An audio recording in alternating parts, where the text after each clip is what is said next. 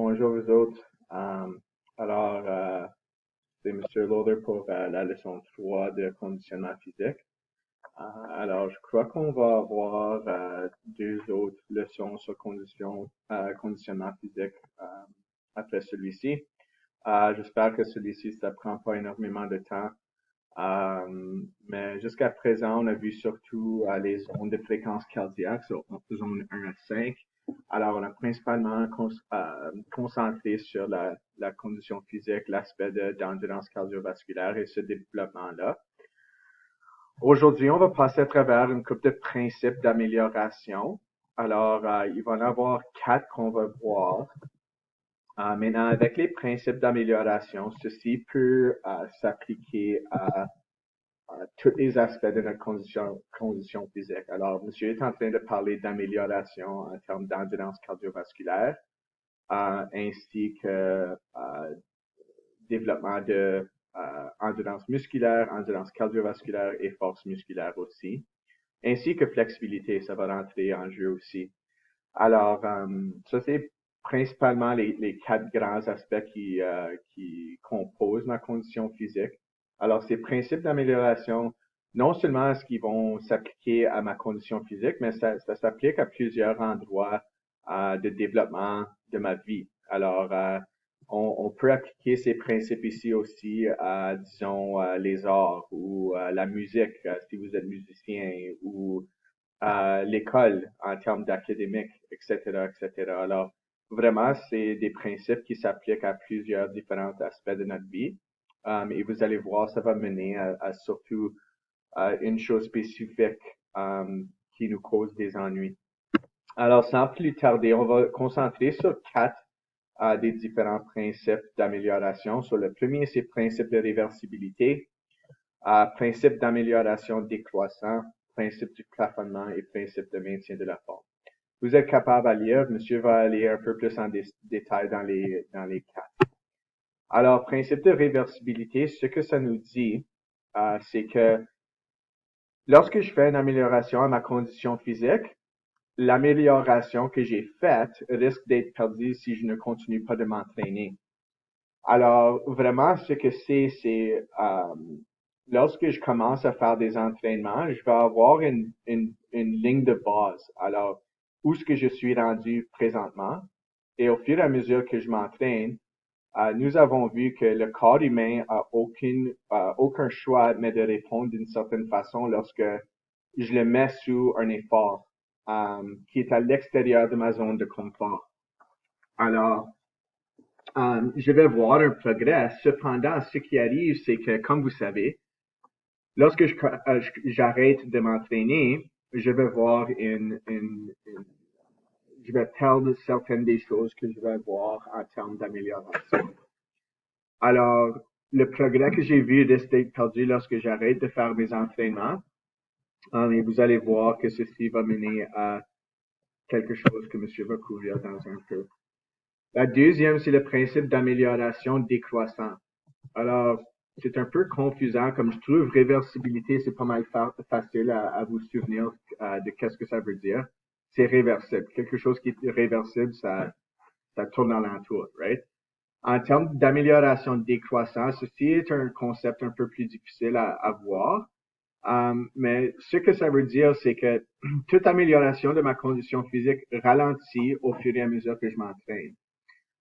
Je vois un énorme progrès au début, cependant le progrès devient de plus en plus difficile. Alors, amélioration décroissante, ça s'applique à plusieurs choses dans notre vie. On peut l'appliquer à, disons, des jeux vidéo.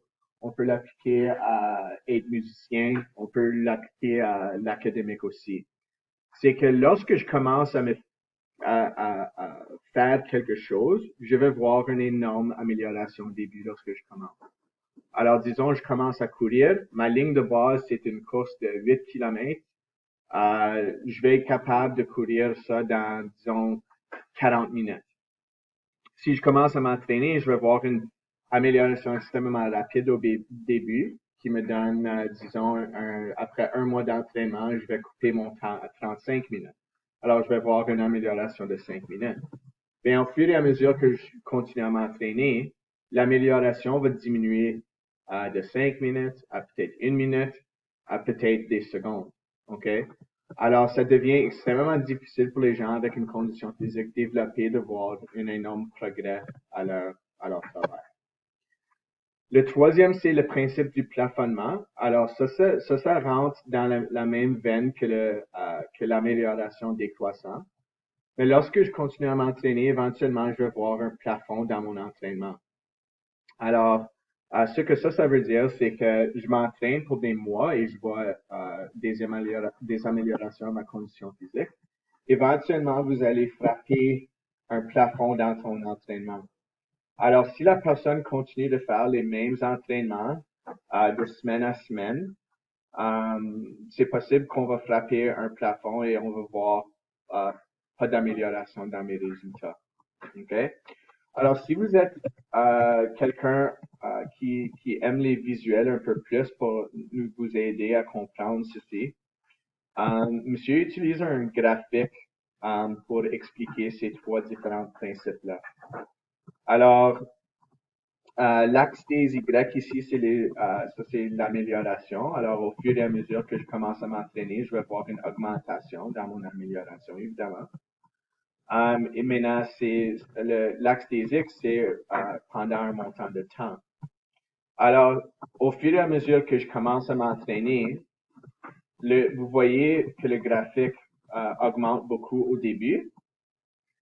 Et au fur et à mesure que je continue de m'entraîner, vous voyez que l'amélioration n'est pas aussi large plus tard dans mon entraînement que ça l'est tôt dans mes entraînements. Alors ça serait le principe d'amélioration décroissant ici. Okay? Maintenant, disons à ce point ici, vous voyez qu'il n'y a quasiment pas d'amélioration à ce point ici. Alors ça serait le principe de plafonnement. C'est qu'au fur et à mesure du temps, je ne vois pas vraiment d'amélioration dans mon entraînement. Alors, je continue à m'entraîner, je ne vois pas d'amélioration. Et ça veut dire que j'ai frappé mon plafond. Maintenant, à cet aspect ici du graphique, vous voyez qu'il y a une grande diminution dans mon amélioration. Alors, j'espère que vous identifiez ici que ça veut dire que j'ai arrêté mes entraînements. Et ça, c'est le principe de réversibilité ici. OK? Maintenant, il y a un autre principe que monsieur aimerait couvrir, qui est le principe de maintien de la forme. Alors, ça veut dire que lorsque j'atteins le niveau de condition physique désirée, je peux diminuer la fréquence de mes entraînements sans perdre mon progrès. Alors, ça veut dire que j'ai atteint ma condition physique désirable. Disons que ça me prend à 5 entraînements par semaine. Ben, pour combattre surtout la réversibilité, je peux diminuer le montant d'entraînement que je fais pour maintenir la forme. Alors, disons que ça m'a pris 5 entraînements par semaine pour me rendre à ce point-là. Peut-être que je diminue à 2 à 3 et je vais être capable de maintenir ma forme. Alors, ça nous aide à comprendre comment est-ce que je peux combattre la réversibilité. Maintenant, vous pouvez certainement, possiblement voir que les trois principes que M. discutait avant vont surtout mener à une chose. Alors, M. écrit ici, so what? Alors, il y a ces principes-là, mais si nous réfléchissons à ces principes, ça mène à plusieurs aspects psychologiques de la condition physique et de notre santé. Alors, ce qui arrive vraiment, c'est, ça joue des grands jeux avec notre psyche, right? Notre cerveau. Et spécifiquement, c'est la motivation, right? Parce que comme vous pouvez imaginer, right, certains points, comme réversibilité par exemple. Ben, disons quelqu'un prend 3 mois pour se rendre à une condition physique qui aimerait. Ensuite, tu arrêtes de t'entraîner pour une semaine et tu vois une grande diminution dans tes entraînements. Ça pourrait rendre une personne très démotivée, right? Parce que j'améliore, ensuite je vois une grande diminution, ok? Deuxièmement, si tu vois si tu regardes les principes de rendement décroissant ou d'amélioration décroissant, tu continues à t'entraîner. Ensuite, excuse-moi, quelqu'un est rentré là. J'ai perdu mon train of thought. So what? So, on a ces principes ici. Ensuite, monsieur est en train de discuter de la motivation. OK? Alors, surtout la réversibilité, rendement ou amélioration décroissante, ça va mener à des motivations, à le plafonnement aussi. Parce que comme vous pouvez imaginer, quelqu'un qui s'entraîne, on se rend à un point où ce que j'aimerais être, ensuite j'arrête et je perds tout mon progrès. Ça, c'est démotivant.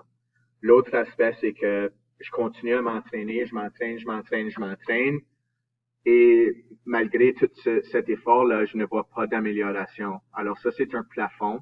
Ça pourrait mener à la démotivation. OK? Alors, plusieurs des principes, quand ça vient à la condition physique, mènent à la démotivation. Alors, qu'est-ce qu'on fait? Comment combattre la démotivation? Alors, il y a une couple de choses que monsieur indique ici qu'on va travailler dans votre travail numéro 3. Mais monsieur aimerait premièrement discuter de l'importance de la documentation. Alors, on est en train de faire ça dans vos heures, right? Mais techniquement, la documentation et ce que monsieur veut que vous commencez à faire, c'est le plus spécifique que ça l'est, le mieux que ça va être pour vous aider dans votre démotivation. Et la façon que le cerveau fonctionne, souvent on oublie certains détails. Et la documentation va nous aider à voir premièrement notre progrès, qui aide à la motivation. Parce que lorsque je commence à voir une amélioration, c'est motivant, right?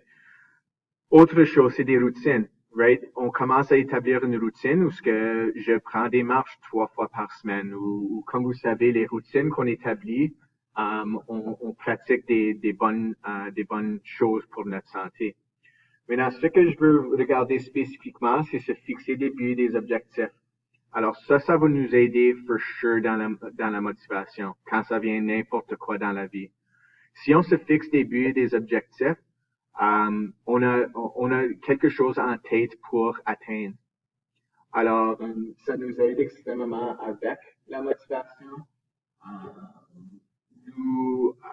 Nous aimons fixer des buts et des objectifs pour nous garder dans la bonne voie.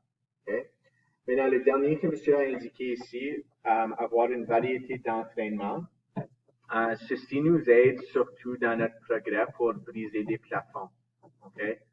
Alors, vous allez voir certainement dans votre vie où ce que vous allez frapper des plafonds à certains points, mais surtout quand ça vient à ma condition physique, avoir une variété de choses qu'on peut faire va nous aider à peut-être changer nos buts ou peut-être ça va nous aider à briser un plafond. Alors, par exemple, j'ai frappé un plafond dans mon endurance cardiovasculaire. C'est possible que vous allez ajouter un entraînement de natation ou de cyclisme dans votre sens, où ce que ça commence à travailler différents muscles et ça va vous aider à briser un plafond. OK?